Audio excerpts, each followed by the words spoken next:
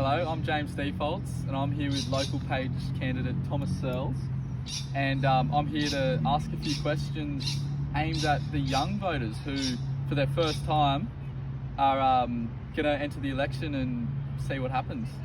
So, Thomas, No, it sounds funny, Thomas. what do you reckon the largest issues for the environment looking forward is?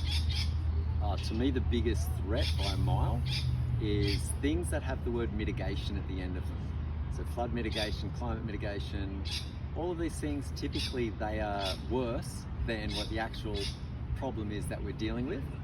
And so, for example, the IPCC's 6th report is now recommending, as part of climate mitigation, to do things like to stop the ocean acidification, to dump industrial byproduct into the ocean. Oh, wow. Yeah, there's some crazy things on there. Cloud seeding, sulfur to lower the temperature. Actually, about cloud seeding, what is that? And is it actually an issue? Like, is it a real thing? Cloud seeding's yeah. There's a cloud seeding acts that in Parliament. There's controversy with it because in 2016, the Australian government, in their infinite wisdom, flew a rainmaking project into a flood event in Tasmania, and massive flood, biggest flood in 50 years. I think 5 people died, huge amount of infrastructure damage. Now they got hauled over the coals for that. Obviously, it went to court, it went through Parliament, plenty of news articles on it. Yep.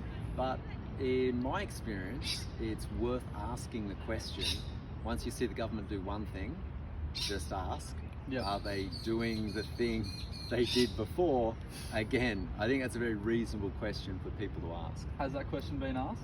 No, it got brought up at the flood community forum. Yep. And I didn't see it make it into the notes. So it's like a lot of these things that are pretty unpopular. You have to be able to ask reasonable questions. Okay. And I just want to keep it at that level. It's like, did they do to us what they did to them? I think it's a very reasonable question to ask. Of course. Okay. Moving on. What advice would you give to young people when voting? How do people, because me being an 18-year-old, I haven't really been educated on how to vote, who to vote for, and why I should vote for them. So, what advice would you give to young people in approaching this situation? Okay, if you're in the age bracket of say 18 to 25, number one bit of advice would be vote Thomas Searles, number one, Liberal Democrats. I would say just have a look outside of the mainstream media. The mainstream media will always position everyone into their system, and their system is 2 parties. And you can say the Greens and the Nationals are part of those 2 parties. They're basically all the same agenda. Nothing will change between one or the other. No foreign or domestic policy will change in any meaningful way with those 4 parties, and they never do. Yep.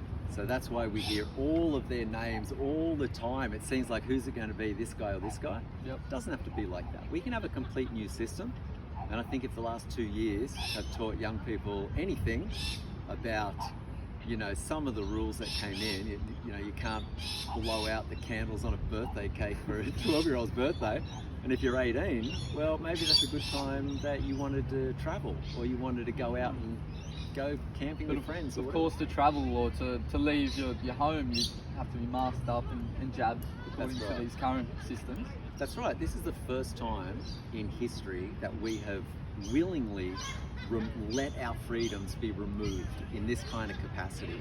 Wow. Typically, to remove that much freedom, if you took a bunch of 18-year-olds before and you said, all right, we're going to make you do this and make you do that, very often you will set yourself up for a coup. They'll be like, well, we're not going to do it, we'll overthrow the country. Well, now we've kind of developed a system where there's so much pressure, so much societal pressure on young people. It comes from, whether it's a media or social media or family or education, everyone's telling the same narrative. It's like, be obedient.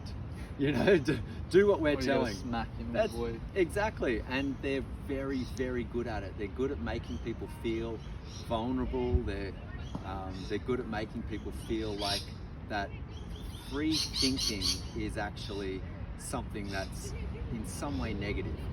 You will always be this is the path. Yeah. You know, stay on that path. It's tall poppy syndrome on steroids, really. Yeah, that's right, it is. When someone stands up and wants to speak freely, instantly you'll have your Facebook cut and your Instagram cut and everything. And then maybe even your family or your friends or other people will kind of feel the energy difference. And you'll notice if you are really a free thinker, the easiest way to tell is if you ask someone, do you have an unpopular opinion? Now, for someone like me, that's pretty easy. You just ask me anything. Oh, that's good. Yeah, and you'll get an unpopular opinion because I don't agree with anything that the super governments or the biggest economic forums or whatever. Whenever I see a think tank that tells us this is how the world should move forward, I always disagree with it. Yeah, so right. I'm happy to be unpopular, but a lot of young people, if you put them on the spot and said, right now, tell me one thing, one thought you have that would be unpopular to a global media narrative, most of them won't be able to do it. I think that's a big problem. That is actually really scary. It is. So my advice, be unpopular. And don't be afraid to. And it's probably the worst platform to run on as someone getting into politics, but we'll see where it goes. Yeah. Freedom of speech unashamedly. Exactly. Unapologetically. Unapologetically. I think that's important because sometimes people feel this societal pressure and they don't speak their mind. And to me, I think if you want to pull back from something, either it's something you shouldn't be doing and then pull back from it, or it's something you should be doing and then don't let that wash over you. Don't let that have any effect on you. Be unpopular. Cool. Thank you, Thomas. Hey, thank you very Appreciate it. much.